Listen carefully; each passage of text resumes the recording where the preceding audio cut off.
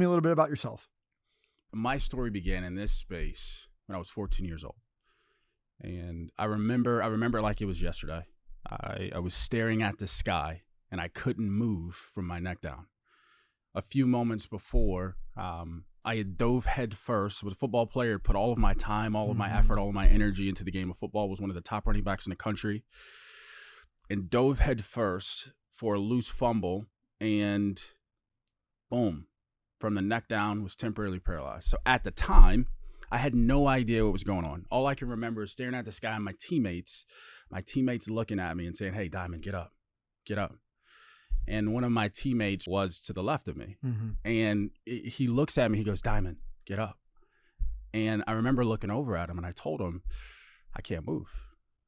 And I remember his eyes starting to tear up, because in that moment he realized what was happening. And when I saw him start to tear up, I started to tear up.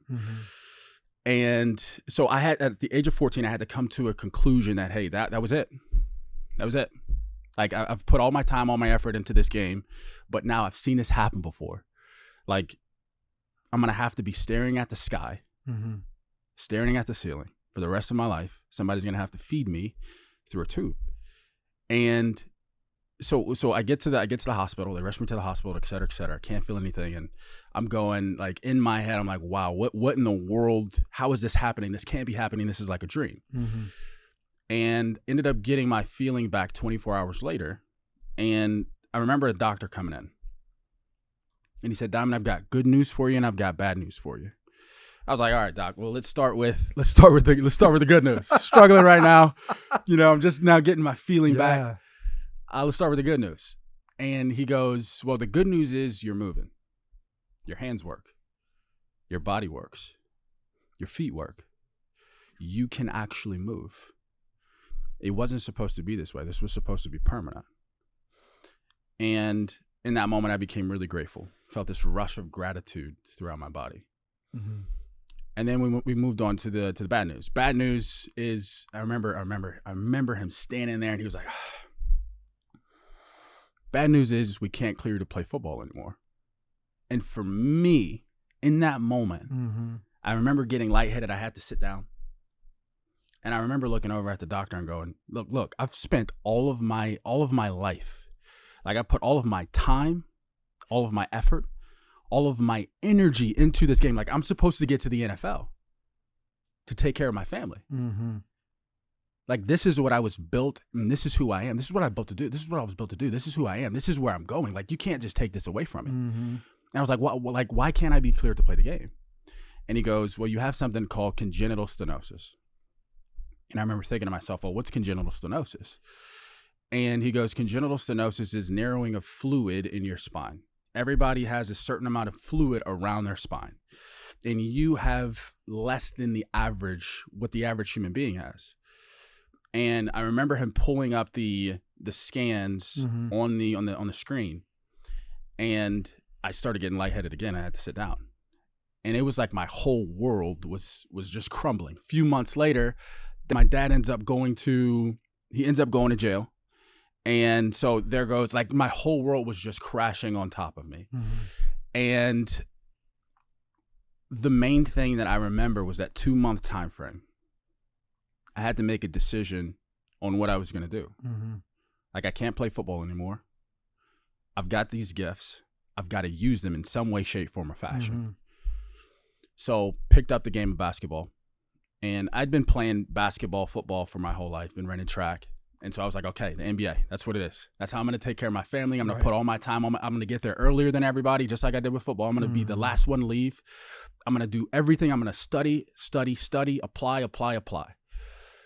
And a year later, the same thing happened with basketball. And it just, the whole thing ran back over. Paralyzed from my neck down on the court. Yeah. But this time I knew what was going on. Knew what was going on. Right. And I was like, okay, there goes basketball. So what happened? So what happened? Like, what was the event like on the basketball court? So I was driving to the lane and tripped up and then went headfirst into somebody's chest. And then immediately everything from here down just totally went away. Staring at the sky again, staring at the at the ceiling in the stadium, and I was like, man, there goes basketball. And I started thinking. This time I knew what was going on, so I started thinking process. Okay, what's next? What do I like? Right. What are the other options? So went through the whole 9 yards. They pulled up the thing on the screen again, the MRIs, and hey, look, we can't clear you to play. So it was baseball. So started picking up baseball, and I had to play catch up. As you and I both know, baseball is such a different sport than football and basketball from a skill standpoint, from a physical skill standpoint, and from a mental skill standpoint. Definitely. You can't take the same mentality that you have in football and basketball and apply that to baseball. It just won't be as effective. Right. And 5-tool player, but the skill I had to play a lot of catch up. I remember, and this is what started the journey for me. One of my teammates at Alter, after a practice was over, he was like, hey, I want to give you something. I was like, what you got? And he gives me Heads Up Baseball by Ken Ravizza and Dr. Tom Hansen. And he was like, if you study this, if you read this from cover to cover and you apply everything that's in here, it's going to totally change the game for you. It's like, okay. So I did.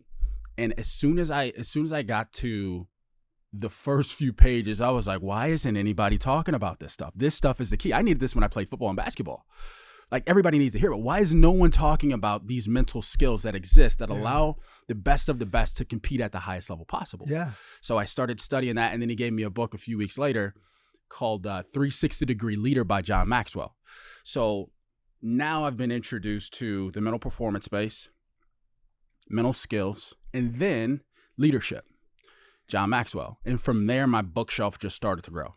I could not stop reading. I could not stop studying. I could not stop applying these things to my life. Yeah. So fast forward, ended up catching up to my peers, and got a scholarship to Lincoln Trail. And when I got there, built a great relationship with Kevin Bowers, our head coach at the time. And he gave me a series of books by Harvey Dorfman. The Mental Game of Baseball, The Mental ABCs of Pitching, and then what was the last one? The mental side of hitting. And he was like, listen, study these. It's going to take your game to the next level. And so the theme that I'm noticing throughout the course of my career is that the thing that takes people to the next level is the mental side of the game. Mm-hmm. Like when you study the Tom Bradys, when you study the Michael Jordans, when you study the LeBron James, when you study the Ray Lewises, when you study the Jeff Bezoses, when you study the best of the best in any industry, whether it's business or sport, they've got a competitive advantage up top, the real estate in between their ears. And so did that, and then got a scholarship to Grambling State 2 years later. Got to Grambling State, came across another great coach in James Cooper, who's now a manager within the Yankees organization. And he poured into me so much. I'm coming in as a junior. This is my draft year after being at a JUCO for 2 years, supposed to get drafted this year. And he poured into me. He gave me Relentless. And then he gave me Body, Mind, Mastery. Relentless by Tim Grover, who was, as you know, we read a lot of the same things. Yeah, that one fires me up. Kobe Bryant's guy, Michael Jordan's guy, breaks it down into 3 different types of competitors. And I'm like, he wrote this book about me. I'm a cleaner. I've got to reach out to him. I've got to pick his brain, et cetera, et cetera. So shoot him like 2 or 3 emails. Don't get a response back. I stayed consistent. 3, 4, 5, 6, 7, 8, 9, 10, 11th email, get in contact with him. We jump on the phone. He pours into me, and just continued to learn that way. Like I would read something and I would reach out to the author. Most people are like, oh, Diamyn, they're not going to get back to you. But in my mind, I'm like, I'm one of the most resourceful people that I've ever come across. And I love talking about the idea of being resourceful, because most people will say to themselves, oh, like I don't have the resources to be able to do this, to be able to do that, to be able to do this thing over here. But when we all have access to the same resources, like we have the same 24 hours that Helen Keller had, we have the same 24 hours that all of these people who we look up, like, and so what I learned was, okay, if I read something that resonates with me, I'm going to reach out to the author so I can pick their brain. And so that's what I did. I had a great conversation with Tim Grover. And the other book, this one was a very fascinating book, Body, Mind, Mastery by Dan Millman. So this guy is the guy that Phil Jackson, he would bring in to work with the Bulls. Michael Jordan, that group, championship group. And so you hear like Kobe Bryant, Michael Jordan giving credit to Phil Jackson, all the Zen master, all of those things. But that book talked about how you can build your self-awareness to the point where you're just really aware of the present moment. And yes, the idea of relaxation and what that can do for performance. And so when I put two and two together, like, oh, Michael Jordan, not only he had this relentless mentality, but then he combined that with this poise, this elite poise, to when the moment became the moment, he had already seen it in his mind. He recognized that this was the moment, and then he dominated every single time. Mm-hmm. Same thing with Kobe Bryant. And you listen to their interviews, and they allude to some of these things. Sure. So read those two books, and then I was hitting I remember like it was yesterday, I was hitting 365 junior year. And the day before what I'm about to share with you happened, I went 4 for 4 on TV, MLB Network. After I went 4 for 4, I'm like, oh, perfect. Like, we're doing great. We're in the moment. My process is nice. I'm gonna continue like cranking up those inputs that are working when it comes to my pre-pitch routine, all of those things. Yes.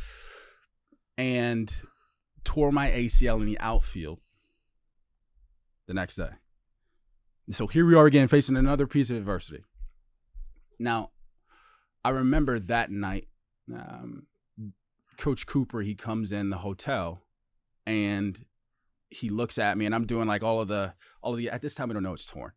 I'm doing all of the exercises that they gave me to do, like after the game, et cetera, et cetera. And he comes in and he looks at me and he starts tearing up. And in that moment, I was like, oh, like he knows something that I don't. And I'm just being who I am, being relentless. And like, all right, these are the exercises to get me back on the field. Perfect. I'm going to do these. So find out that month, a little bit later, March 12th, my birthday, that it was fully torn. Got a call from the doctor. It's fully torn. You're going to have to go through the process, et cetera, et cetera. And this is my draft year. I'm like, The cool part about this is when I reflect on my childhood, my mom, she was a psychologist.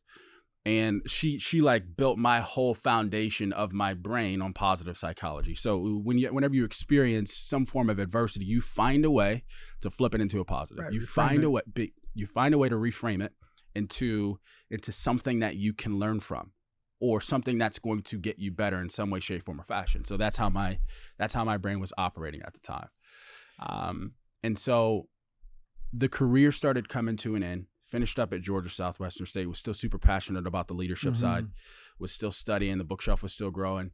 Same thing on the mental skill side. So when I got to Georgia Southwestern State,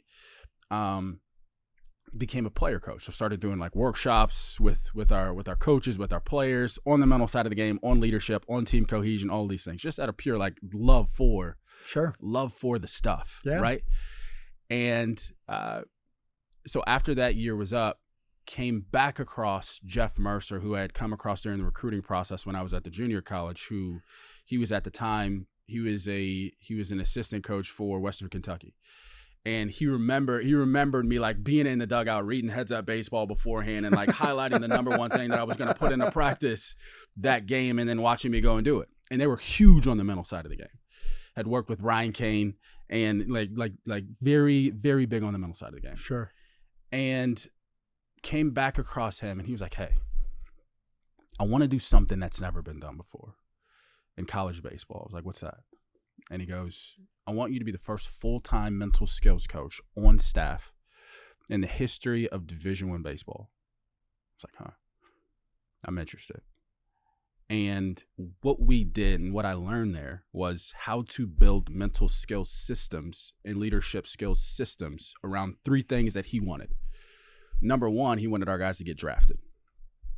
Number 2, he wanted our guys to be the most mentally tough and together group in all of baseball. He was like, look, we don't have the same resources that Stanford has. We don't have the same resources that LSU has. But when we come across these guys, we want those 2 things to be the thing that separates us. And so I did that. I built our systems around our guys getting drafted, around making the most mentally tough guys we could possibly develop, and then winning championships. That, for me, learning how to take what I had learned and then reverse engineer from those 3 things, totally changed the game for me as a mental performance coach. So from a systems perspective, right? Yeah. Because we know and systems. Yep. Yeah, when I know what I know, the little bit I know about you, and what we both know just in terms of the work that we do. Yeah. You know, mental performance coaching at some level has to be tailored to the individual. Yep. Right. So systems sort of implies like, hey, this is going to be kind of an umbrella over the top of everything, right? But we also know that there are certain critical elements within systems that can apply to everybody that uses them, right? Yep. So in those instances of, we want to get you drafted, we want you to be the mentally toughest players, and we want to win championships. Yep. What are some of the key elements of those systems?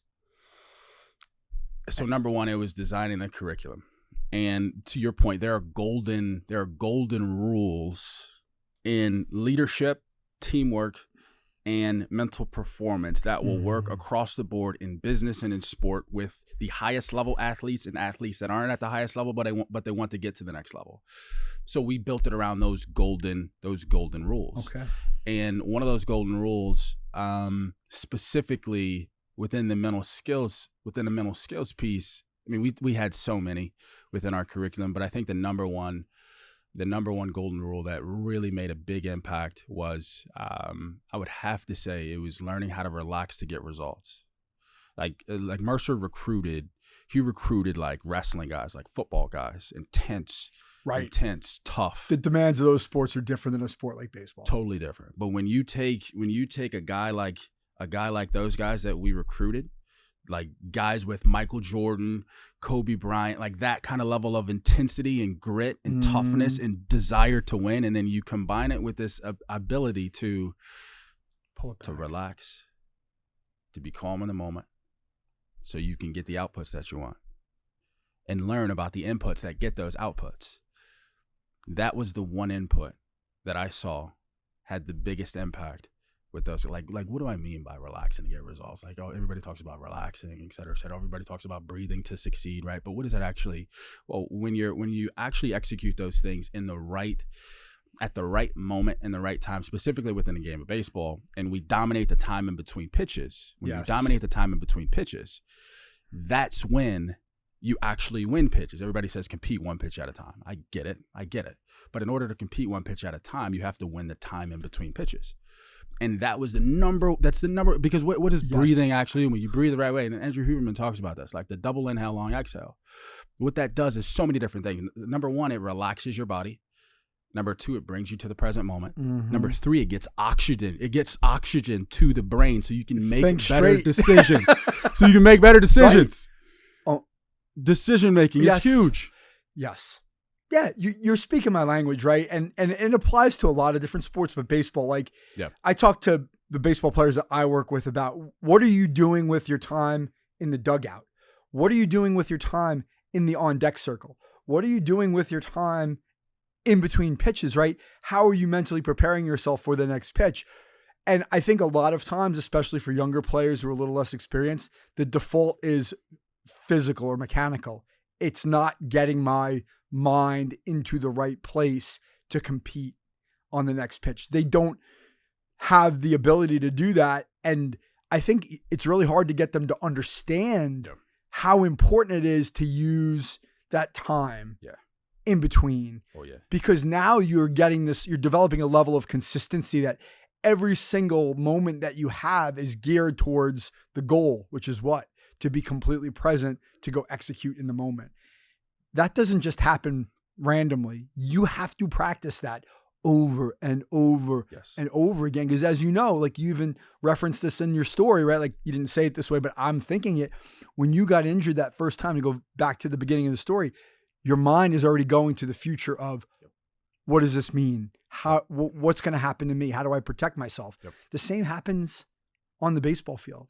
We're starting to go into the future. Like, what's going to happen if I strike out, or what's going to happen if I make a mistake?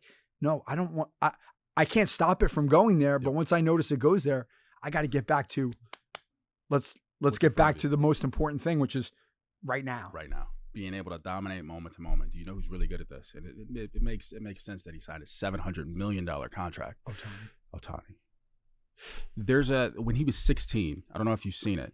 And if you're watching this right now, I want you to stop watching this. I want you to press pause, and I want you to Google Ohtani Goal Setting Sheet, especially for my baseball guys. Oh, really? Whether you're a big leaguer, whether you're in AAA, AA, high, he's got a full set, and he's got 2 sections that are very powerful. One of the sections is mental toughness, where he literally mapped out and defined 8 behaviors that he wanted to master in order to get him to the goal that he had in the middle. I mean, it's just a fantastic example of what it looks like. Right, it sounds like.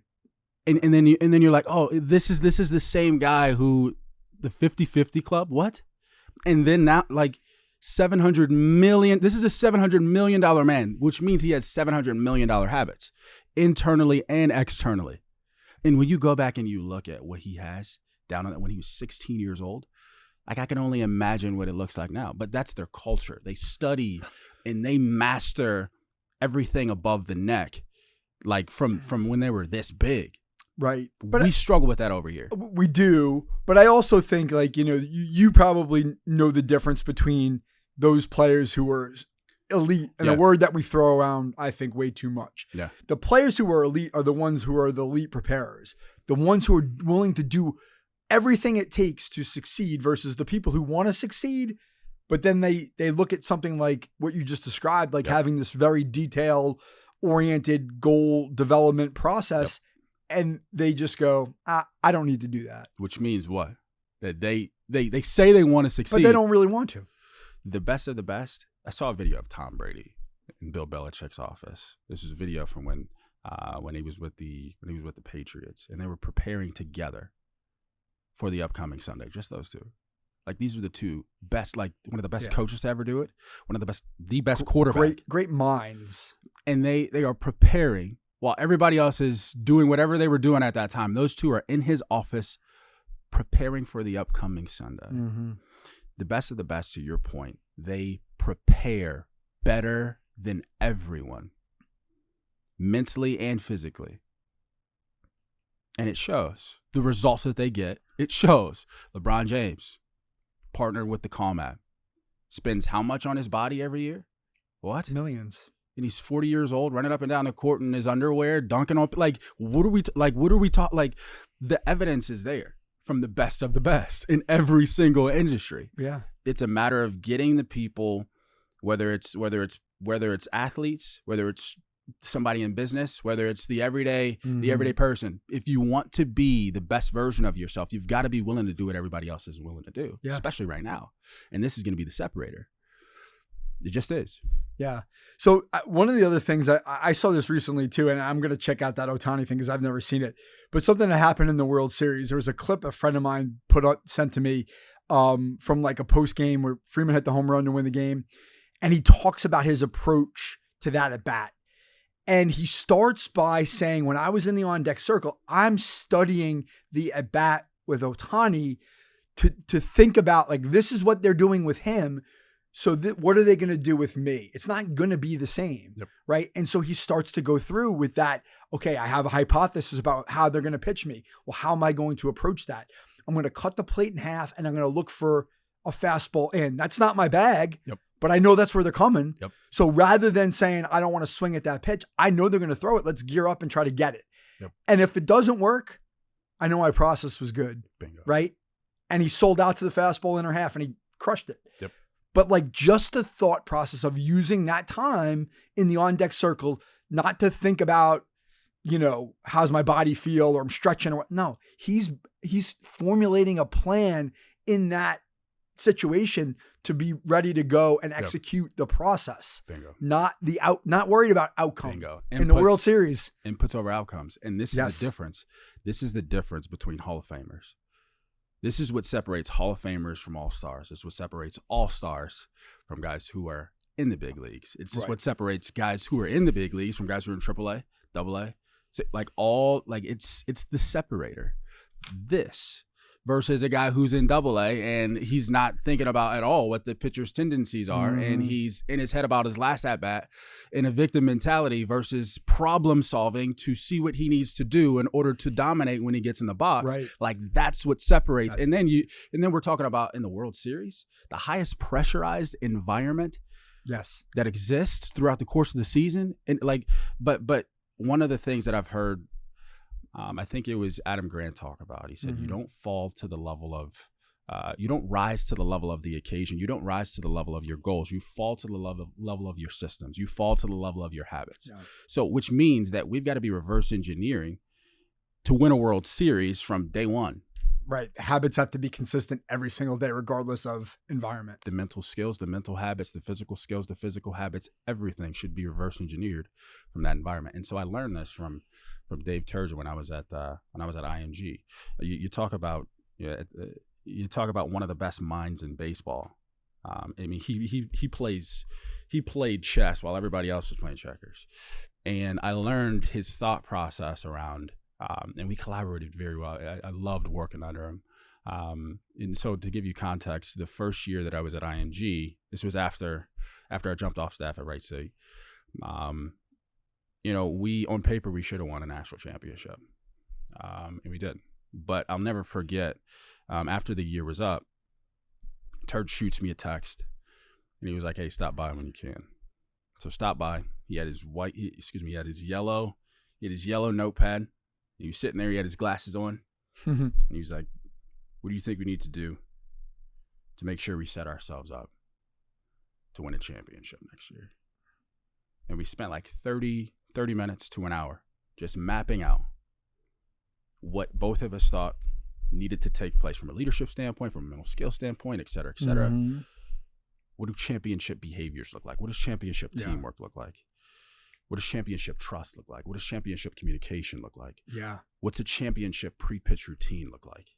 What's a championship environment look like? What's a championship practice look like? Because at IMG, we didn't have the opportunity.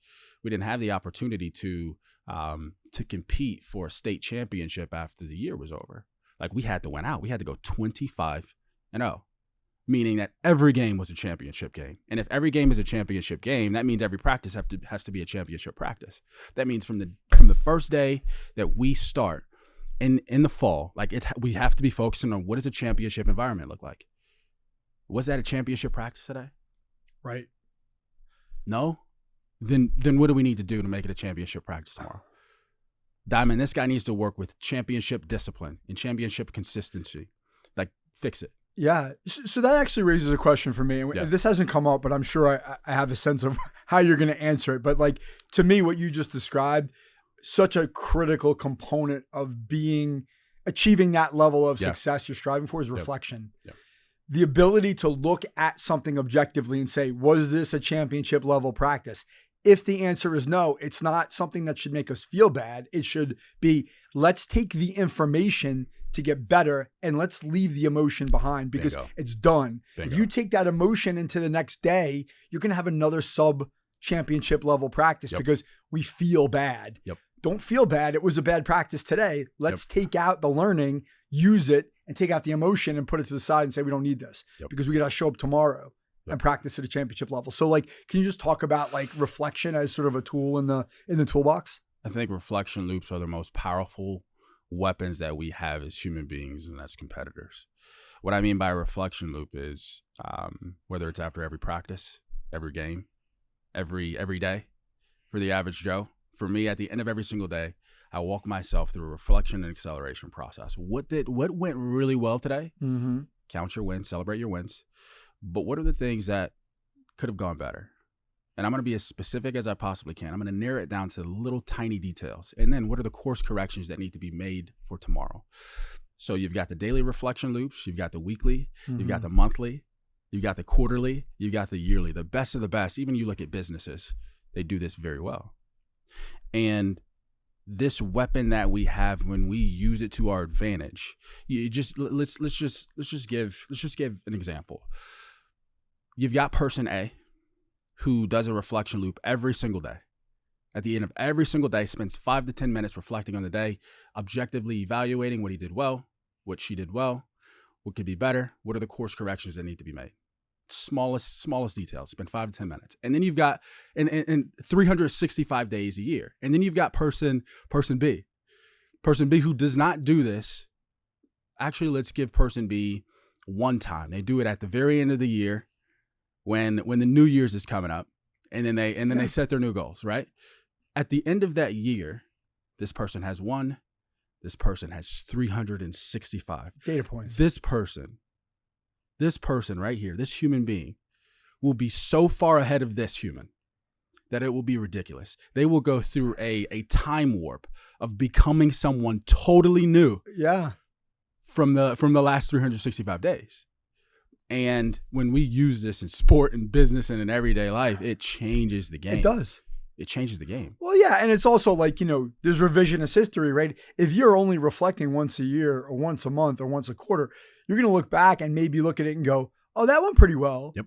But if you look at it when it happens, you're probably not going to be as kind, right? You're going to be more ruthless in terms of the way you evaluate it, right? So like, talk about using the time. Like one of the things a lot of times I suggest, particularly to baseball players, because they do have the ability to do it in the dugout is, hey, keep a notebook, a journal, reflect on your at-bat right after the at-bat, reflect on the game right after the game while it's still fresh in your mind, fresh, and collect those data points because you got them right. And it's like, well, listen, I mean, you're at the professional level, so it may be different, but like at the high school or even college level, like there's this like, oh, I don't want to look stupid. Yeah. Right. Like, why are you doing that? Yeah. And like, so I just want to blend in. Well, if you want to be great, like we've been talking about, you've got to do things differently than the people who don't really want to be great. Yep. And that means looking stupid sometimes, Yep.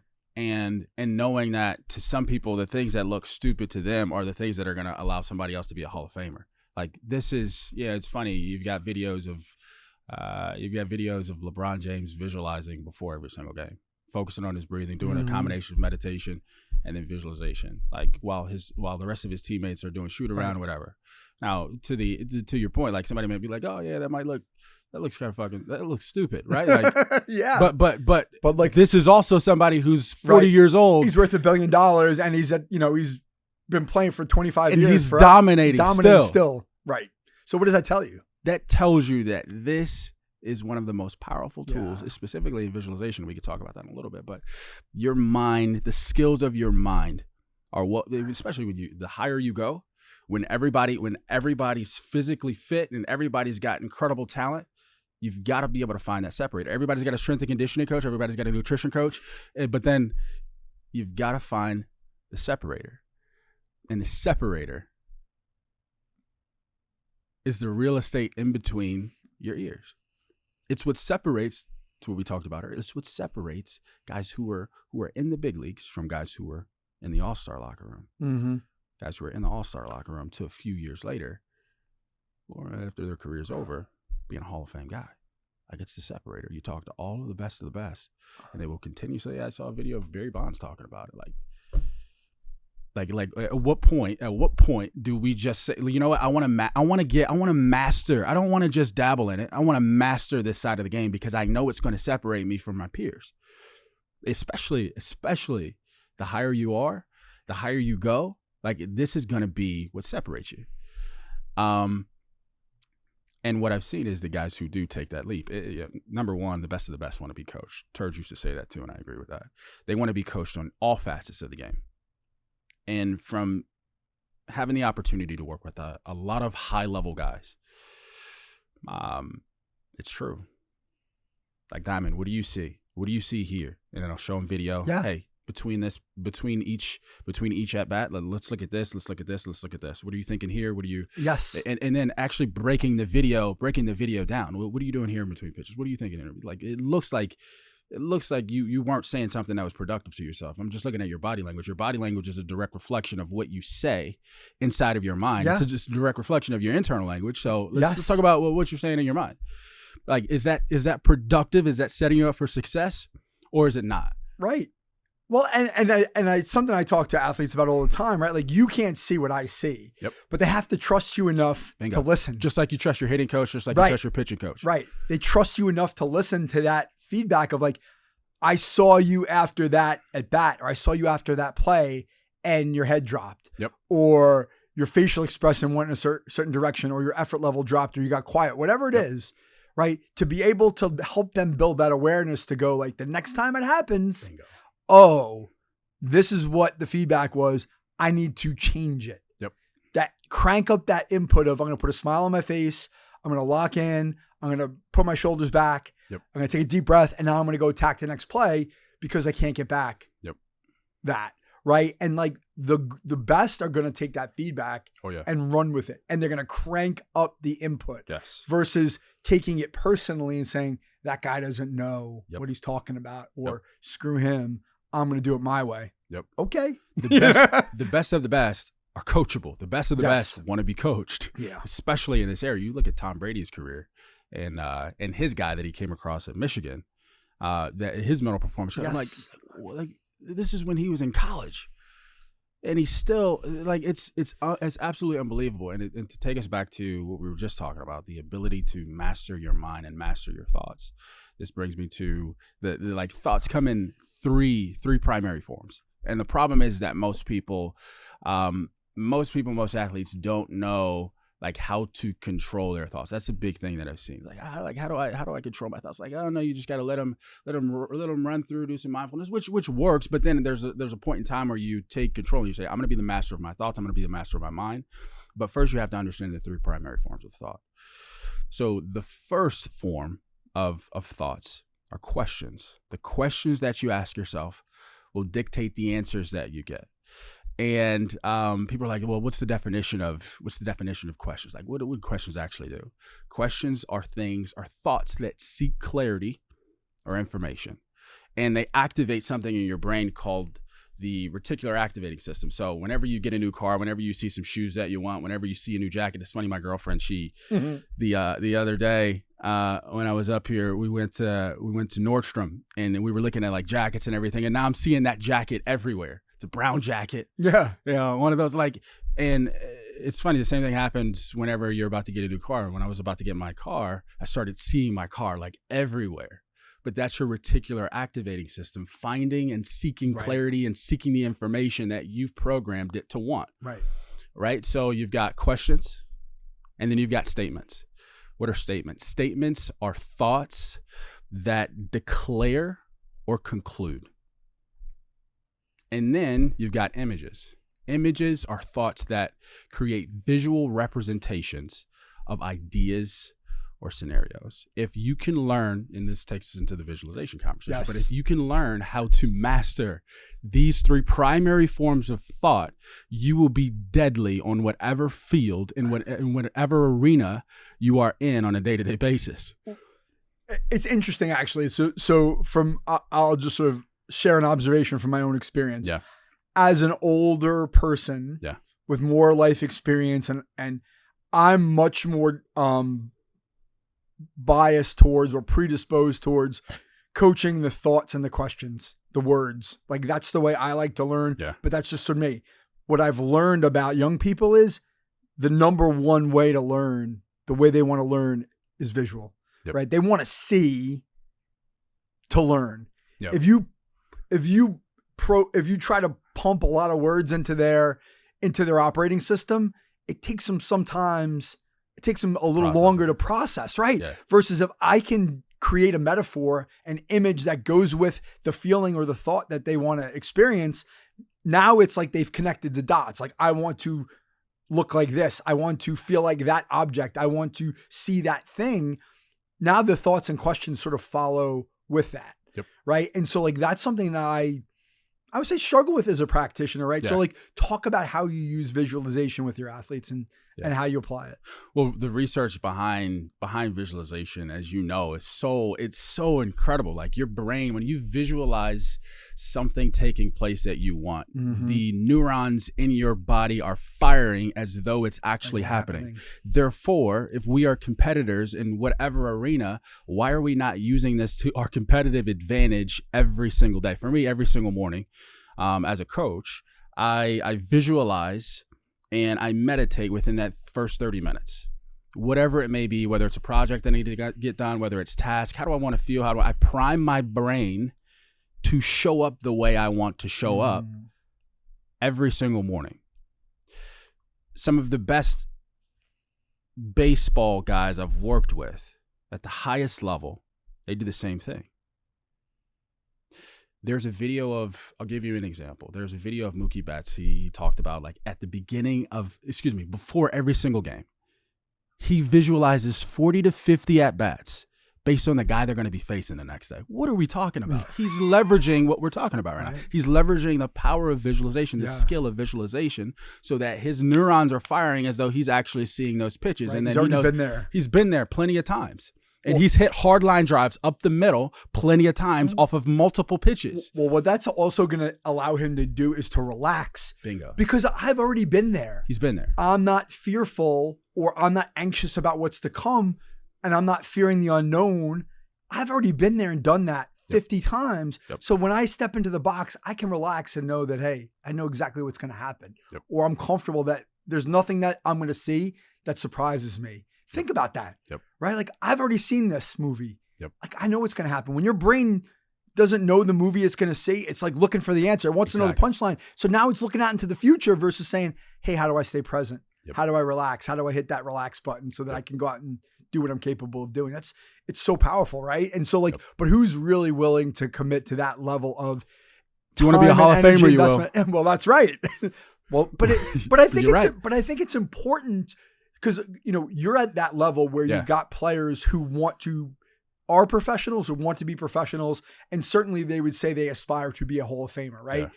I work with younger people and they say they want to be these things, but they're much further removed from it. And what I say to them is, listen, if you don't want to do these things on the mental side of your game, that's cool, but understand that there's a consequence to that. If you want to be great at this, if you want a Division I scholarship, if you want to get drafted, if you're not doing these things, unless you are just so freakishly, supremely talented, even then, you get to a certain level where everybody else is. Correct. So like, but I think that's one of the biggest challenges is I hate the word convincing, but like convincing young people that like getting them to trust the idea that if they do this consistently now, the dividends are massive, not just today on the field or on the court or wherever, but like the long-term benefit of it is just so extensive. And that's a really hard thing to do, especially when you don't see an immediate return. Yeah. I think for the younger generation, what I found at IMG that worked really well was a simple question. Who's your favorite player? Who do you look up to right now? Let's go and do some research, because typically they'll give you whoever's the best of the best in that specific sport, no matter what sport. And we go and do a little bit of research, and more often than not, we will find something about their favorite player working on the mental side of the game at some high level. Opens their eyes, and they're like, oh, like that's what Trout was talking about in that interview. That's what his goal setting sheet looks like. That's why he's making $700 million. Like, and then they're like, oh, it's just a shift to perspective. So I think that's the number one thing that I saw work at IMG. Like, if you're a little resistant to it, let's talk about your favorite players. Who do you like to study? But that kind of goes back to the visualization piece, right? It's visualization in a different form, right? Yeah. If I can see my favorite player, who I emulate, who I idolize, doing these things that have made them successful, and I can actually see it. Now it's like, okay, it crystallizes like I need to be doing this too, versus it's abstract until you actually physically see it with your own eyes, like this is happening. And it's possible. Right. If you can spot it, then you've got it. If you can spot these things in other people, that means you've got it somewhere inside of you. It's just a matter of awakening that thing inside of you and getting your, like, there's a version of you that exists right now that's 100 times better than the version of you that you're currently experiencing. The only way to unlock that version of yourself is you have to be willing to do things that you haven't done before, because those are the things that are going to take you to the next level. And you've got to be willing to do it with confidence and conviction, and you've got to be ready to be coached. And I remember the first time, like, I came across the mental side of the game, like I was sharing earlier, like it just totally opened my eyes. Like, what? This is what the best of the best are doing. And he gave such great examples in the book, Ken Revizin and Tom Hansen. That book is gold. Of like the best of the best doing this. So, it's when we choose to become who we want to become, it will require you doing things you haven't done before. Yeah. So actually, the one of the things that keeps popping up in my head here that we haven't talked about yet is motivation, right? Obviously, motivation, some of it has to be internal. Yeah. Some of it is external, right? And I think a lot of these things we're talking about, which I think sometimes are perceived as extras, right? Nice to haves, but not need to have, gotta have. Yep. They are. How as a leader, as a coach, do you sort of fit into that motivation piece, especially with, professional players? Like, how much do you have to motivate them? What are the conditions you have to create, and how much is it just on them?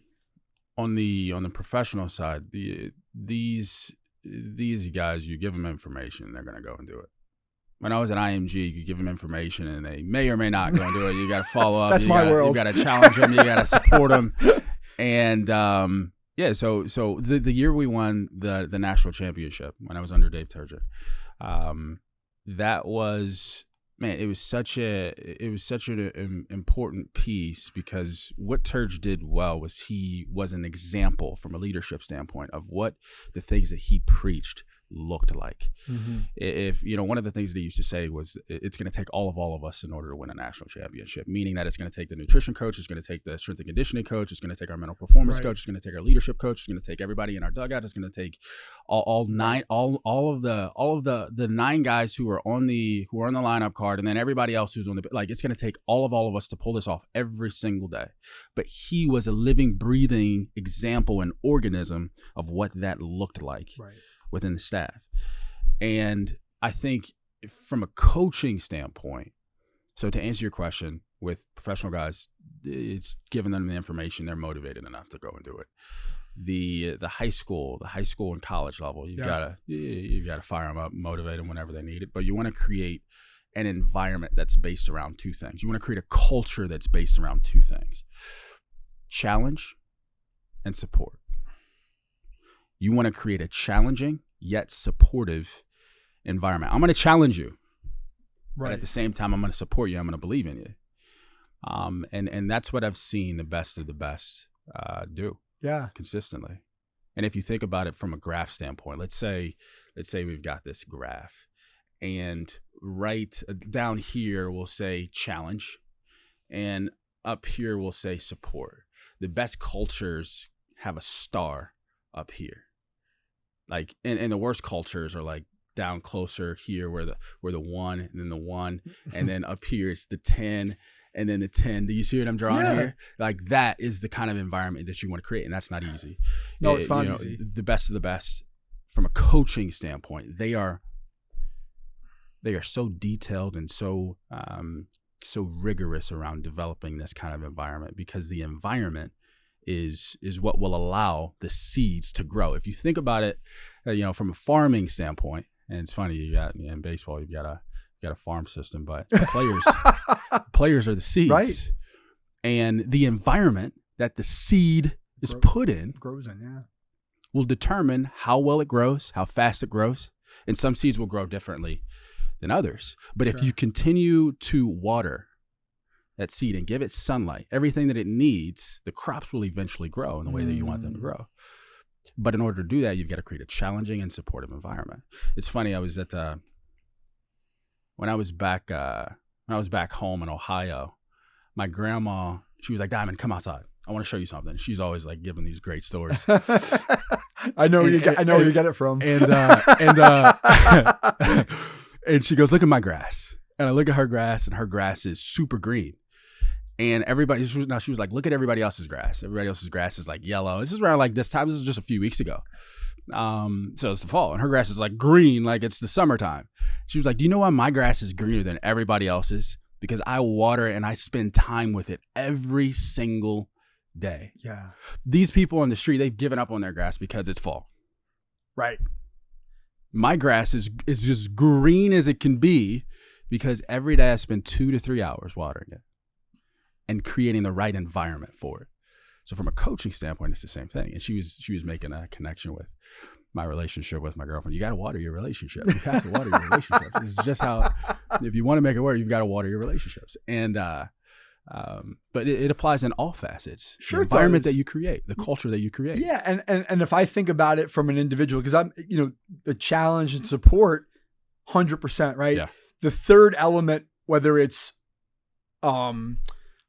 the third element or the third leg in that stool, whether they're equal or there's a kind of a precursor relationship, is trust, right? Yeah. Sometimes the support has to come before the challenge, right? Because if you challenge without trust and you challenge without providing that support, now it's going to be perceived as a threat, right? And so those relationships, to me, trust is just so critical, and it's a two-way street, right? And I think that's something that can be really, really hard, especially when you're in an environment where, like, the other thing I wrote down while you were talking is, like, you know, when you were telling me about the championship culture at IMG and everybody has to be involved, is role acceptance. What's my role? And I'm a part of this.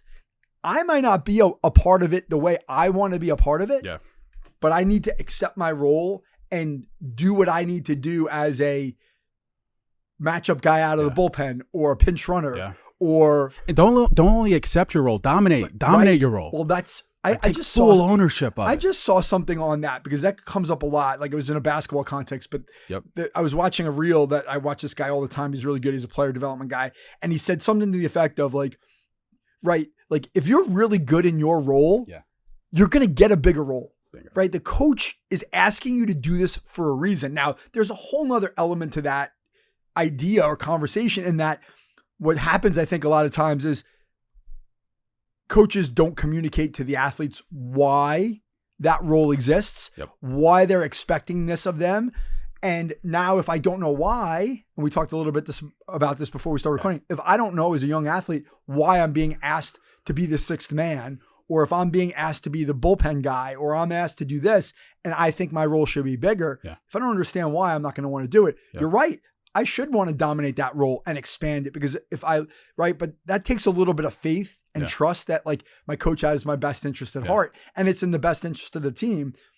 If that communication isn't there, that trust isn't there, there's going to be a breakdown. Yeah. And it's a two-way street. Yes. Coaches have to, especially with this new generation, they have to adapt. Yeah. What did Charles Darwin say? He said, it's not the strongest who survive. It's not the smartest. It's not the fittest. It's the most adaptable will survive. Coaches have to be willing to adapt to the new generation and answer the question, why is this decision being made? Even though it feels like they're being challenged, which, if you're an old school coach, you might not enjoy that. But at the same time, you have to be willing to adapt to their communication style. And that's just a simple, you map out the framework of communication, and you give them the what, you give them the why, and you give it the how it's going to work. Typically, we just want to give them the what and then the how. You toss the why in there. It's going to make them feel better. They're going to be willing to run through a brick wall for you, which is what you want at the end of the day. Yes. Like just toss it in there.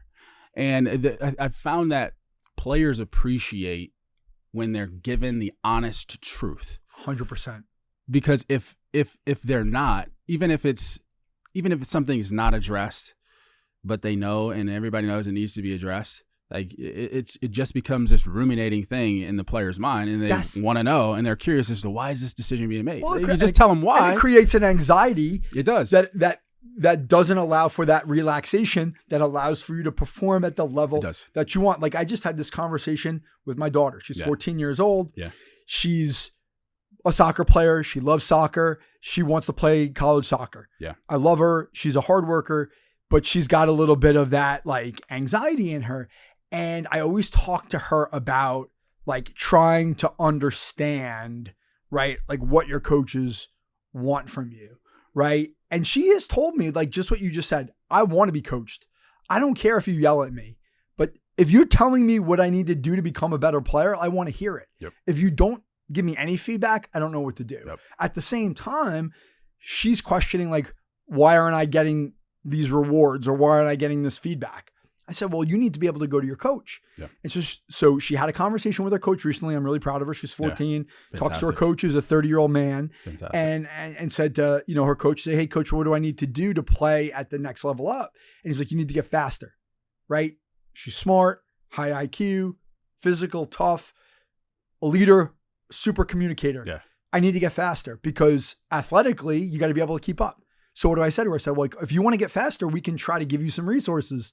And she's like, okay, I'll think about it. Yeah. So, like, there's like, this is like this process of, like, you also have to be patient with athletes, and I know it's probably not that easy at that level that you're at, where it's like, hey, yeah, we're watering those seeds and we're trying to develop, but let's get it go faster because we got to get to the World Series next year. Yeah, it goes back to the farmer. The farmer doesn't look at the plants and go, oh, you need to grow faster. It doesn't do that.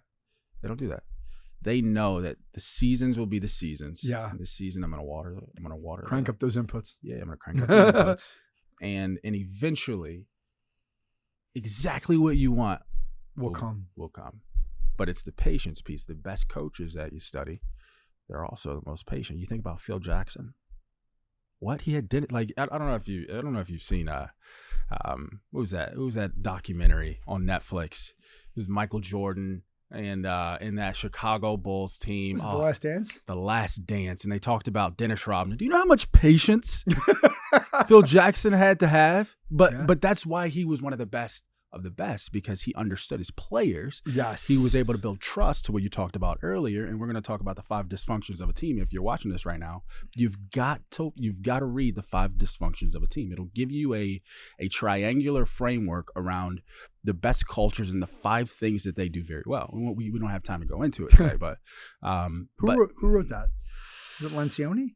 I believe you might be right. He writes a lot of team stuff. I don't know the book, but you might be right. Yeah, but I think what you're saying, I'll let you keep going here, but I think it's really important, right? Is that Rodman example is perfect. Yeah. You got a guy who's the elite competitor in Michael Jordan, has nothing's ever good enough. Yeah. And then you get a guy like Rodman, who's really personality-wise totally opposite. But Phil Jackson probably helps him bridge the gap to say, we need this guy. We need this piece to win what we want. To win, right? Now, that's not to say we're going to let him do whatever he wants, but if we understand him and we bridge that gap, and that's going to allow us to get the most out of him. Understand. That's the key word. Understanding. That's something that when you watch that documentary, Dennis Rodman said, man, Phil Jackson understood me. Michael Jordan understood me. Scotty understood me. And I appreciated that. That's why I was willing to do whatever I needed to do every time I was on the court. And then Michael Jordan was like, we had to do the sprints the next day, and he was the first one. Like he just needed to do what he needed to do. But back to understanding from a coaching standpoint, there's a tool called the DISC. And if you truly want to understand your players, because as humans need 3 things. They need to feel seen, they need to feel heard, and they need to feel respected, and they need to feel understood. In order to understand and create the culture that you want to create and create the trust that you want to create, you have to understand each guy on an individual basis. And the DISC is one of the easiest frameworks to use to figure out which guy is which, and how do I as a coach adapt my communication style for who they are and for their communication style, so that they can become the best versions of themselves through the conversations and the feedback loops that we have. Yeah. Most people say you want to treat people you treat people the way you want to be treated. That's not a good rule. It's not a good rule at all. That's absolutely absurd. You want to treat people how they prefer to be treated. You want to communicate. You don't want to communicate to somebody how you prefer to be communicated to. You need to learn the other person and then communicate how they prefer to be communicated to. Meet them where they're at. Meet them where they are. You have to learn how to meet them where they are. And that starts with taking a step back. All right, before I give them all of these frameworks, all of the coaching, all of the things that I know, I've studied this guy. I know exactly what he needs. I've got to understand how he communicates. I've got to understand how he processes information. I've got to understand what makes him feel comfortable, what makes him feel uncomfortable. And then I'm going to package it up in a way that gives it to him. And he's like, oh man, that feels great.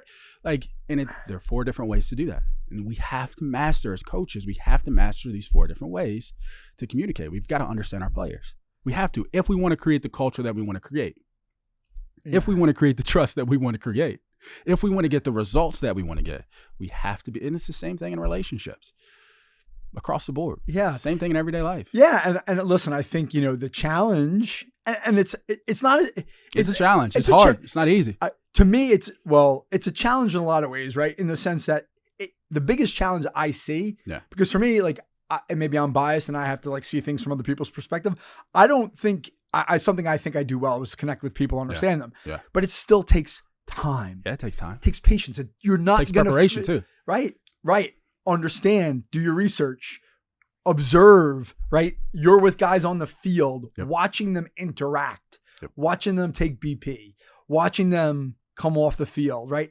All those things play into understanding the person, not just what they tell you, Yep. or not just what their disc assessment says, right? You're taking all those pieces and you're putting them together, and you're kind of trying to like understand that puzzle. Yeah. Somebody described the disc and assessments like these as being in a dark room and being able to feel the walls on each side of you. That's what the disc assessment is like. It gives you a basis so you know where you are, but it's not everything.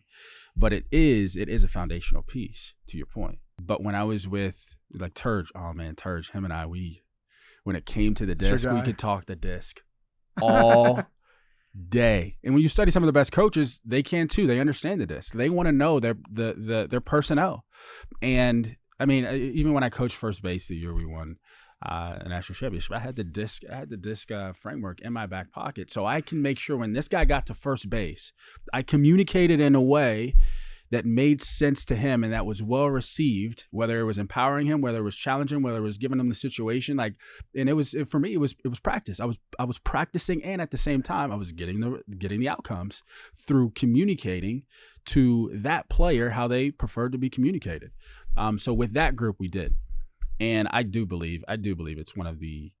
I mean, it's another weapon in the toolbox that if you want to get ahead of your competitors, administer it to the whole team, administer it to the whole staff. Right. Do a few team building workshops where everybody gets to know each other. It builds self-awareness. It builds team cohesion. You've got a lot of jokes that can come out of it too. You've got some humor in there. Yes. Like what Reds do, what Blues do, what Yellows do, what Greens.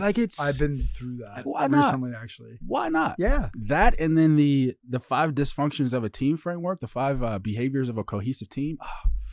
Like these frameworks just they put you ahead of the game if you want to be ahead of the game. If you don't, then. Well, I'm going back to my notes and something and I'm going to contrast what you just said, right? Because like team building is hard because there's so many variables, right? Yeah. Every person is a variable. Yeah. Then you have environmental variables, right? Yeah. So being somebody who's skilled at orchestrating all of that, like that's a really hard thing to do. Very. And I would say most times, at least in the world that I live in, I think most times, especially with high school athletes, they're in an environment where coaches don't know how to orchestrate that. IMG is a very, very unique animal, right? Most high schools, the coaches are there because they know X's and O's, or they're there because they've been there for a long time, or they don't really know people, they know a game, right? And so what I tell kids is they have to learn how to coach themselves, right? And so one of the things that I took from the notes is you said, this is straight from something I read off your profile, train your inner coach for unstoppable confidence. 100% on board, right? Let's get into it, because to me, right, like we can only control so much. Yeah. If I have a coach that's not good at understanding me, if I have a coach that is constructing my role in a way that I don't agree with, if I have a coach that's just not that good, and we don't have a trusting relationship and I don't like them, I need to find a way to coach myself to solve those problems, because I can't control the rest of that. I could try. I could try to manipulate the environment. I could try to talk to my coach. I could try to make things better, but ultimately I have to sit with all this stuff. So if I can't coach myself and solve my problems and know what to do with my thoughts and what questions to ask and what images to bring up when I need it, so that I don't feel angry or frustrated or disappointed or whatever that's going to take away from my ability to perform at my best. If I don't have that ability to coach myself, it's going to be really hard to succeed long term. Very, very hard. And success leaves clues. When you study your best days, when you study your worst days, the best of the best, they study themselves at the highest level in such detail that it's ridiculous. When you go back to the Tom Brady's and Michael Jordans, the Kobe Bryant's, I mean, Kobe Bryant was making like this video series called Details, and these guys, even coaches, and the Jeff Bezos of like, oh my goodness, they study themselves at such a deep level, to the point where they know their skills, they know their strengths, they know their weaknesses, whether it comes to mindset, whether it comes to their actual physical skills, whether it comes to their technical skills, their soft skills, their heart, like they know themselves like the back of their hand. Therefore, they can coach themselves in the moments that they need to be coached. Their inner coach is elite, and when we can master that awareness, one of the things that I've talked about in the past is awareness activates ability to adapt, adjust, and ascend. The number one way to, well, you got 2 ways. The 2 ways to up-level your awareness. Assessments, self-study. Self-study also includes the reflection loops that we talked about earlier. Yeah. These two things will allow you to truly tap into the best version of yourself. Sure. Most people, and this goes back to the preparation conversation, most people aren't willing to put in the time, effort, and energy to do so. If this is what I've got to do to be great, I don't know if I'm really, well, okay. But the people who are at the highest level that you see and that you look up to, they understand themselves like at such a deep level. I remember watching and hearing a story about Bryce Harper, and I think this was one of his first years in professional baseball, and he knew his swing so well, he knew his stuff so well, he knew himself so well that he like one of his teammates made a suggestion about something that he should do. He's like, no, this won't work because of A, B, and C. This is why I do this, this, and this. And he just mapped it out. But knowing yourself to that point, that takes work. It does. And it's really important, right? Because like, if I just think about my own life experience, forget about sports, and I have plenty of sports experience, it doesn't really matter. It's when you get to know yourself, you know which opinions to take in. You're a sponge, but you have a filter. Right. You know which opinions to take. Because if you take everyone's opinion and you don't have, it's a conversation I have about values with athletes. What do you value? What's your identity as a person? What do you believe in? If you don't know what you value, you're going to take on everybody's values. Yep. Right. You're not going to be able to filter out the stuff that like, hey, I know what I need to take because I see the blind spot versus, oh, I'm not going to take that because I know I don't need it. I know myself well enough to know that this person has an opinion, but it's not an educated one. Yep.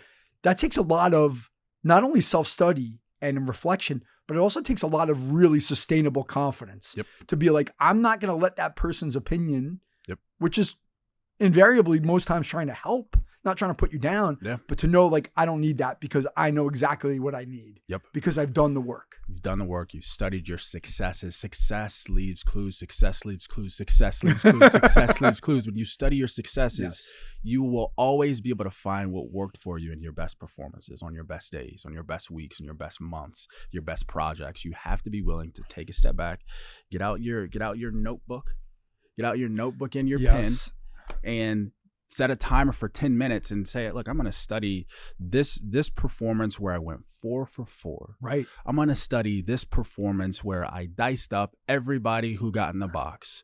And I'm going to study this. Like when you study yourself and when you put those bullet points down, you'll find something like, oh man, I didn't realize, I was doing that. I was very calm, loose, and relaxed when I stepped in the box. I was very calm, loose, and relaxed when I stepped on the mound, but my intensity was at maybe like an 8 or 9. I need to keep it there because this performance over here, my intensity level, my arousal level was at like a 3 or 4, and that doesn't work for me. Right. My fastball actually ticks up when my intensity is at an 8 or 9. Therefore, but you can only find that out when you go to your notebook and you take out your pen and you study your best performances. Right. The problem is that most people aren't willing to do the work. And Diamyn, I want to be in the 1%. If you want to be in the 1%, you've got to be willing to do all of the work. That will allow you to become a part of the 1%. I agree with that. And I would take it one step further. I think, again, for younger athletes, I think they don't always know how to do it, right? So like, I'll give you an example. I've been recently working with this young woman who plays Division I college basketball. Yeah. And she's in her sophomore year and she had been struggling a bit. And I was really trying to just kind of get to know her, understand her. Like I'm just building this relationship. And we start talking and she's telling me about this game actually I went back and looked at box scores from her freshman year. Yeah. And I found this game where she had a really, really great game. It was like our 3rd game in. Yeah. And I'm like, she scored like 25 or 28 points or something. It was a 3rd game in her college career. Yeah. Now, fast forward exactly a year later, November of 2024, she's struggling. Yeah. I said, okay, let's look back to that game. What went well in that game? And she starts to rattle off. Oh, I remember how I felt. I played against this girl that I played against in high school in AAU, and I was as good as her, and she was on the other team, and this is what I did.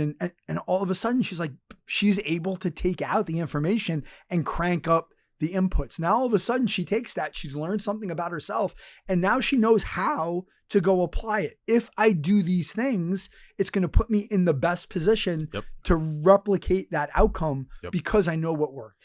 And I think a lot of times we get so much tunnel vision about, we want people to be in the present moment, but they get too much in the present moment, meaning like they're so down or they're so emotional about the most recent results that they can't draw on all the good stuff that got them into that position in the first place. They get like tunnel vision of like, oh, I suck. This is really bad. What am I going to do? Versus, hey, I've done this before. Let's start over and let's engineer, like let's reverse engineer, to use your terminology, that success based upon what I've learned over time. Yeah.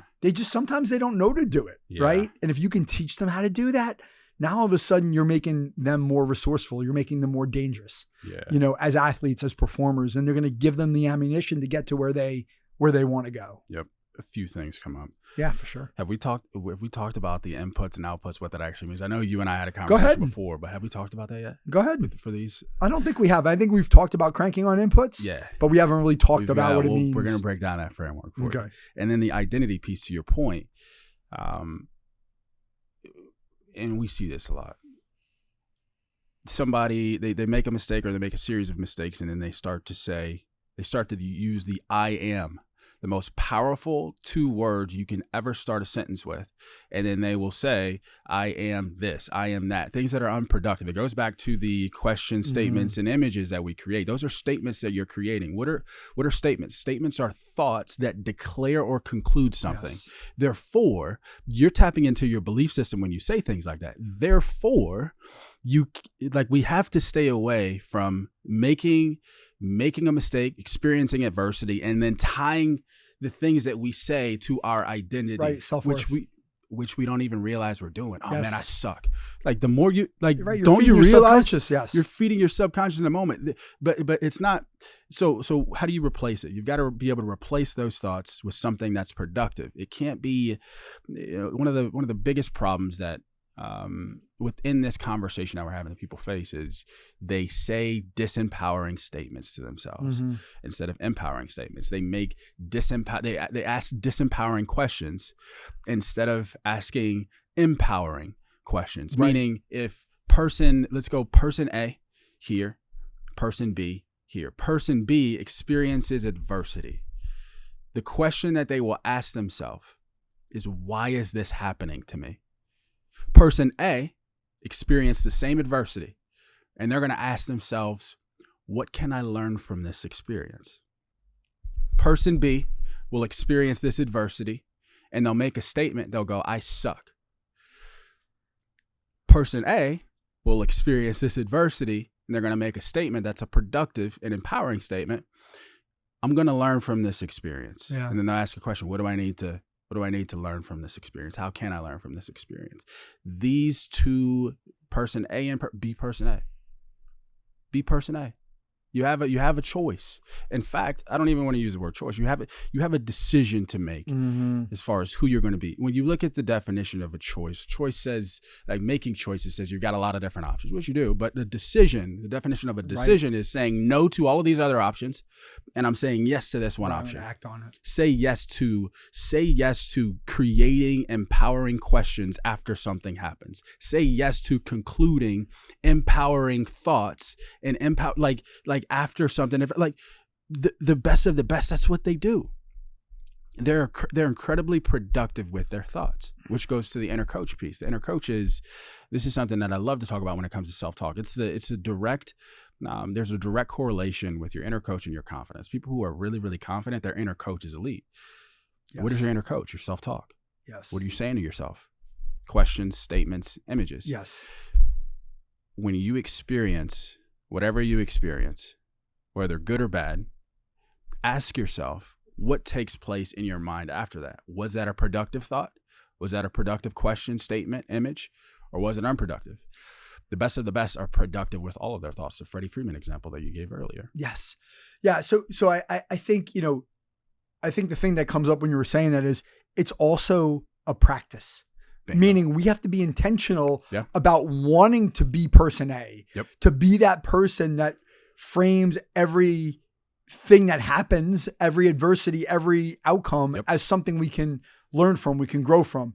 We've got to get into that mindset. I don't think, I mean, it's a really hard, right? Scientifically, you can't say anything definitively, right? But I would say by and large, right? we learn, right? We typically learn how to be negative. Yep. We learn, right? It's a default. So we got to because, and it's really, a lot of it has to do with the way our brain works, but we have to relearn that practice of every single day, having that intention of how do I reflect on what I did. And this is what I talk about with athletes a lot is let's rethink about how you define success. We have a goal, which obviously we want to achieve it, right? I want to achieve a certain outcome. I want to be a Hall of Famer. Let's use that example. Okay, well, how do I become a Hall of Famer? What do I have to do? Okay, I have to hit 300 every year for 10 years. How am I going to do that? Inputs, outputs. Right. What am I going to do every single day, right? So if I have 6 or 8 or 10 things I'm going to do every single day, that's up to me. They're decisions. And I do them and I'm 10 for 10 and I go out and I go for 4, I can go back and say, okay, I was still successful on the input level. If I do those 10 things again tomorrow, I might go 4 for 4. Let's focus on the wins that we get every day that are in our control and let that be a definition of success, not just did I achieve the outcomes that I want. Unless baseball's notorious for that.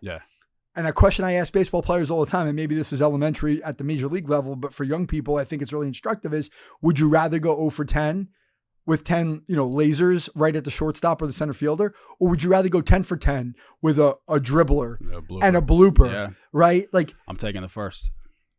Yes, because if 10 more times come, I'm probably going to go 10 for 20, right? It's just the outcome has nothing to do with the process and the approach.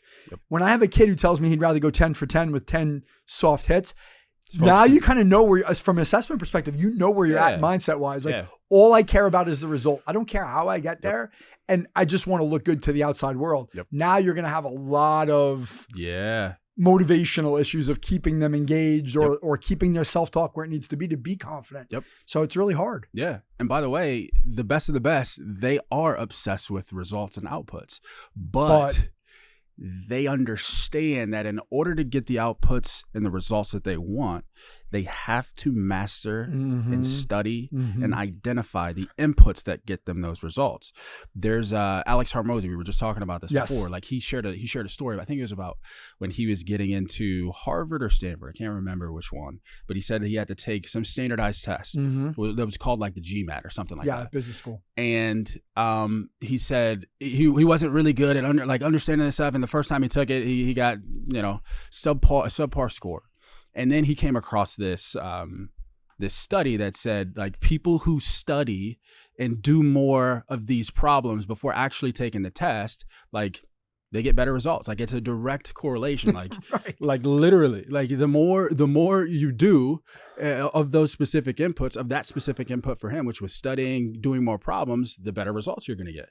And so what he did was he set a timer for 3 hours for 3 months straight, and he got 4 or 5 stacks of books, and then just every single day. And then he ended up getting in the 99th percentile. Inputs, outputs. He figured out the input, the big domino input that he needed to do. And then he cranked the dial up on that. And then he got the outputs that he wanted.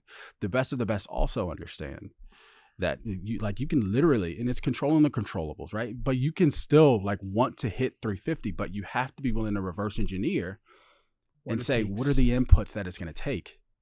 You have to map out the pregame inputs, the in-game inputs, post-game inputs.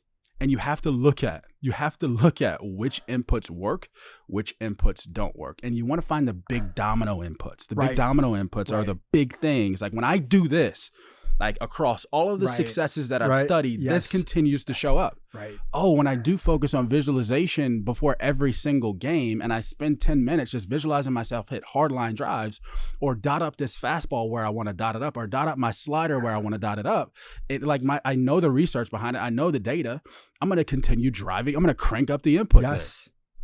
It's an input. It's a simple inputs outputs equation. Well, Same thing for business. Exactly. And it also helps you to narrow your focus. Of like, and control the controllable. Exactly.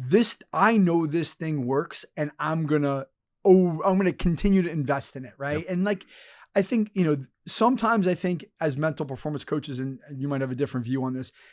I mean, I'm still relatively new at this. I've been doing it for 5 years. I think there's this sort of, this is my personal opinion. So there's a bias to like really teaching the skills. Meaning like we've got to do all these skills and we've got to incorporate all these skills for everybody. And my thing is no, it's like, let's find that one thing that works for that person and let's throw gasoline on the fire and leverage it. Like if this works for you and you're getting good results, let's master it. Consistency in that approach. If you do one thing really, really well in your mental game and it works for you, like do it. Keep doing it. Don't try to add more in, at least not right away. Let's get really good at this. Master it. Yeah, we were talking about this before, and I was talking about my own experiences as a coach, as my business. I know I'm really good at one-on-one coaching. I haven't mastered that yet. So if I start to focus on all these other things that I'm not as good at and that are going to divert my attention and my energy and my resources from becoming as good as I can be at that one-on-one game, then I'm gonna water down everything. Right. But that requires patience, right? Like, okay, like I'm gonna just stay in that lane until I get it right. Well, it's been 5 years and I haven't gotten it right. So you have to fight that urge of like, oh, I want better outcomes. I want to make more money. I want to grow my practice. I want people to know me. But then what happens? Right. Then I water it down. Right. So in the long term, it's not going to be as strong. So like, that's like, it's I don't know. It's inputs, outputs. Inputs, outputs. Because what happens what happens is when we find the inputs that work, we get shiny object syndrome. Ooh, that looks cool over here. That looks cool over there. Especially in baseball, especially in sports, and even for us. Like, but it's a matter of sticking with the inputs, the big domino inputs that we know work. It's about discipline. It's about mastery. It's about cranking up the inputs that I know work that will get me the outcomes that I want.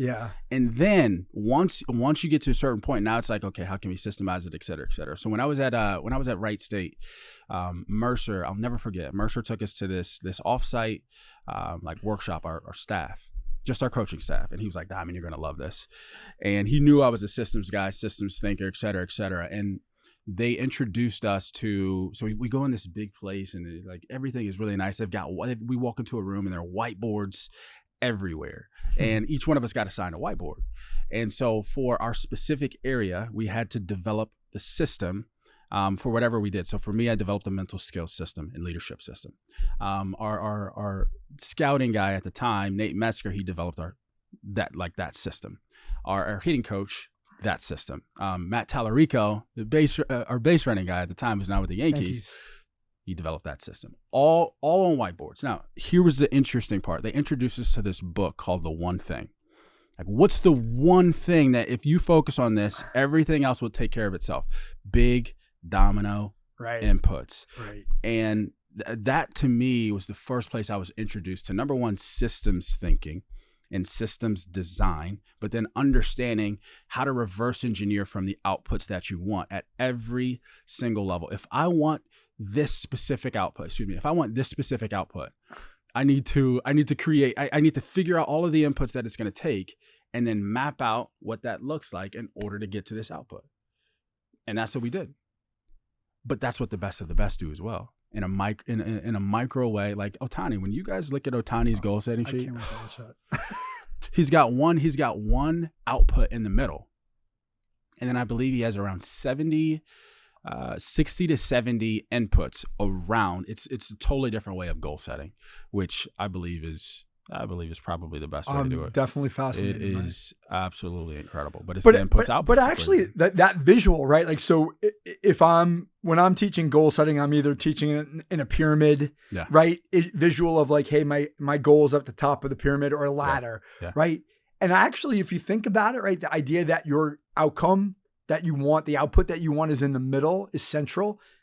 Everything that you do around it is centered around that output, right? So that visual actually makes a great deal of sense, right? We're not subordinating the inputs. We're actually putting them, building it around the output. Right. And now you have this image of like, this is central to everything. This output's central to everything that I do, which is every single input around it. And then you look at the ratio and percentage of, I've got one output, and then I've got how many inputs? 60 to 70 behaviors and things I need to do in order to consistently achieve that thing. Probably every single day. Every single day. Right. Absolutely. That's why he's a $700 million player. That's right. So Yeah. I wanted to, and this question's going to be out of left field, but it's in service of the conversation that we're having about understanding people. For those of you who are listening and not watching, Diamyn has a tattoo on his right bicep. Yeah. It's presumably in another language. In Greek. Yep. In Greek. What does that? What does it mean? This means choose joy. And this is something that so my mom got this tattoo, I got this tattoo, and my little brother got this tattoo. That's amazing. So in 2020, I'll share with you the story. So my mom, she got diagnosed with stage 4 metastatic breast cancer. She's doing fine. She's doing great. She's showing up. I'm glad you jumped to the punchline. She's showing up with great energy. I thought we were going down a somber road. No. But I remember that year like it was yesterday. I mean, that was the year where COVID hit, and then Kobe died, and then my mom got cancer like right around my birthday. But one of the things that she's such a great leader. One of the things that she embodied was choosing joy, and that became her message to everybody that has cancer, et cetera, et cetera. Choose joy. Like no matter what you experience, you have a choice as to what you choose every day. Getting diagnosed with stage 4 metastatic cancer, I mean, that's tough. Yeah. Right? Like, but then watching her say, look, we're going to choose joy. Even though we're all going through this experience, we're going to choose joy. So much so, let's get a tattoo of it. So that's the good old choose joy. Yeah. But it's literally a decision that you make. I'm going to say no to this over here. I'm going to say no to this over here. And I will choose joy every single day because I know it's a choice. Well, it sounds like you referenced it earlier in the conversation. It sounds like you had a pretty powerful role model. Oh yeah. In that respect. And I think that kind of goes back to, we talked about maybe before, or what we talked about before, it's like the 4 groups of people you surround yourself with. Now, obviously family is a tricky animal, right? Because we don't get to choose our family, right? Yep. Now we do have a decision as to how much we sort of invest in that. Yeah. But we're given that, right? Yep. So like to have a family member who a lot of times family members they serve the opposite, right? Yep. Goal. To have that kind of person around you. But can you just like talk about that? Like the kinds of people that you want to surround yourself with, or the kinds of people you want your clients, your athletes to surround themselves with? Yeah. So the research tells us that the quality of the relationships that we have throughout the course of our life will determine the quality of our life. Mm-hmm. Therefore, relationships are important. There are 2 things that are never going to go away. Results and relationships. Processes and people will exist until we die. Therefore, we might as well, with the people and relationships conversation, get really strategic around it. So the four circles of people that I talk about that you want to keep yourself around is, number 1, your board of directors and mentors. So if you think about this as like circle 1, circle 2, circle 3, circle 4. Circle 1 is your board of directors and mentors. These are the people who you learn from, who are maybe at the place that you want to get to inside of your career, have been there, and you just consistently pick their brain. You're curious, you're a lifelong learner, and you want to consistently learn from them. You have 2 forms of board of directors and mentors. You've got direct mentors, people who you can be across from and like actually be in person with, and then you've got long distance mentors. These are the mentors who might not even be alive, but you can read their books. They've got, you can watch their stuff online, et cetera, et cetera. Yes. And that's the first group. That's the first circle of people you want to keep yourself around. Your board of directors. Now the second, this is my favorite. The second circle of people that you want to have are sparring partners. Huh. And this is my favorite group of people. These are the people who are, they do something similar that you do, and they're a little bit above you or a little bit below you, but enough to be able to bounce ideas off of each other, improve, et cetera, et cetera. Like when you look at boxing, everybody had, like, all of the best, they have sparring partners. Why do they have sparring partners? So they can get better at developing the skill stack that they have. Like, in order to improve this skill, I'm going to bounce these ideas off of this person. It's funny. I think it was I forget who it was. I was watching an interview. I think this was a while ago. Kanye West was talking about like Drake and how Drake is like, oh man, he just came out with this new song. Like, I'm going to come out with a new song. Yeah. Like, somebody that motivates you. It's interesting when we ask ourselves the question. And so, by the way, Microsoft and Apple, Microsoft and Google. And then you've got Tesla, and then you've got other electric companies. You've got Jordan, and then you've got Larry Bird or Magic Johnson. Competition. You need it. We need it. No matter what people say, we need it.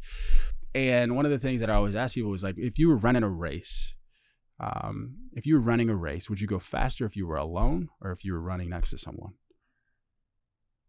If you believe you'd run faster alone, go ahead, raise your hand. Nobody typically raises their hands because everybody knows. Right. Like I run faster when there are other people around me. What does that mean? That means that we need other people to get to where we are going. Mm-hmm. We cannot do it on our own. Most people have been sucked into this DIY. Like, we can't. We need each other in order to get to where we want to get to. That's just the human race. Yeah. So that's circle number 2. That's the second group of people. The third group of people. So right now we've got the board of directors, we've got the sparring partners, and then over here on this side we have your inner circle. This is where your family and your closest friends are. This is more of your support group. These are the people who love you for who you are. Right. Your sparring partners are more so work focused, and your board of directors and mentors, they can be life focused or work focused, whatever you choose.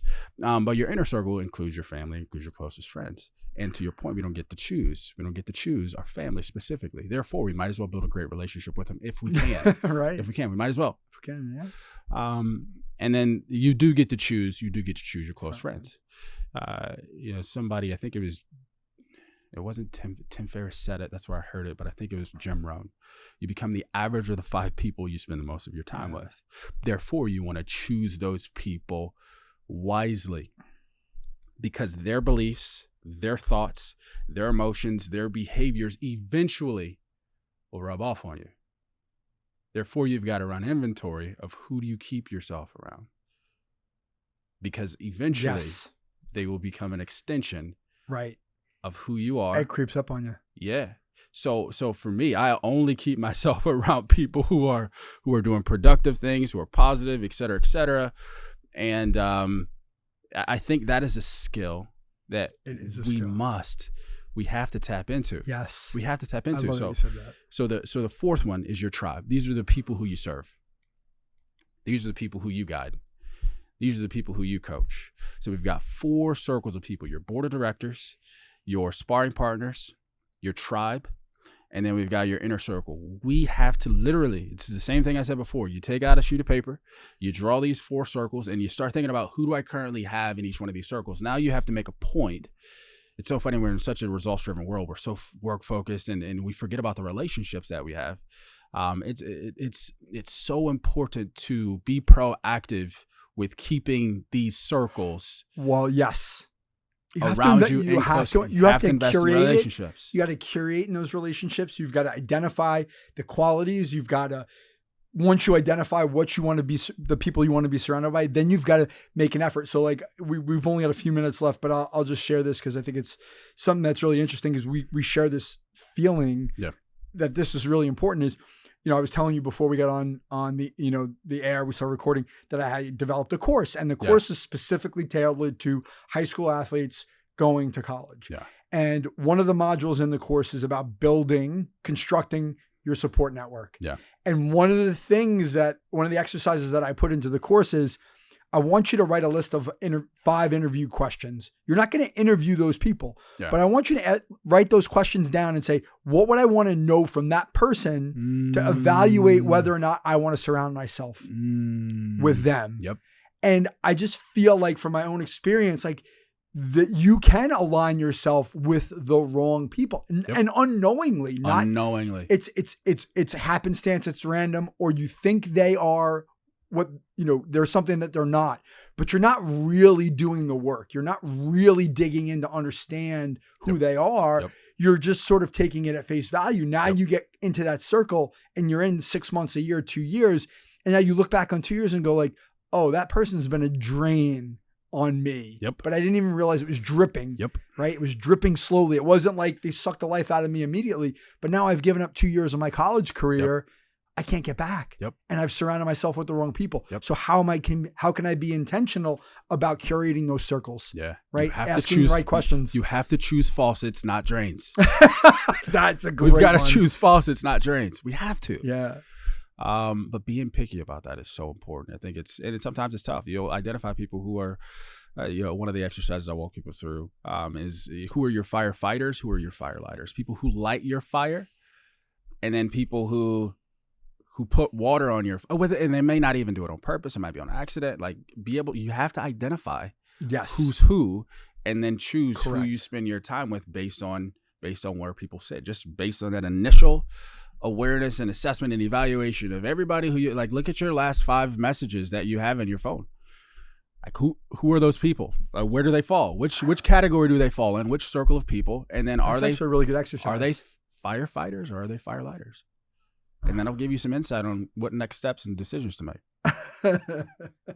Awesome. All right. So we've got a few minutes left here. So this is a question that I like to ask at the end of every interview that I do, every podcast. I think it's really important because it kind of to go back to the one thing, right? I've never read the book, but I'm familiar with it. But I am a big believer in prioritizing, right? Yeah. Like hopefully that's come out a little bit. Picking that one thing, that input, and just going into it and blocking out all the other noise. Yeah. So like if there's one piece of advice you'd leave behind today, like I know it's probably going to be hard because you got a lot of really good ideas. I'm challenging you. The Matrix where the green.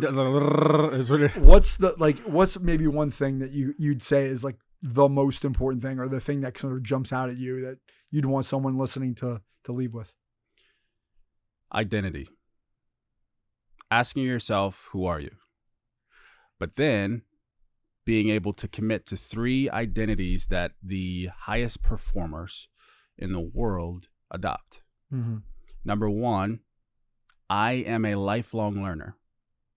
Number 2, I am a lifelong achiever. Number 3, this is the most important one, I am a lifelong giver.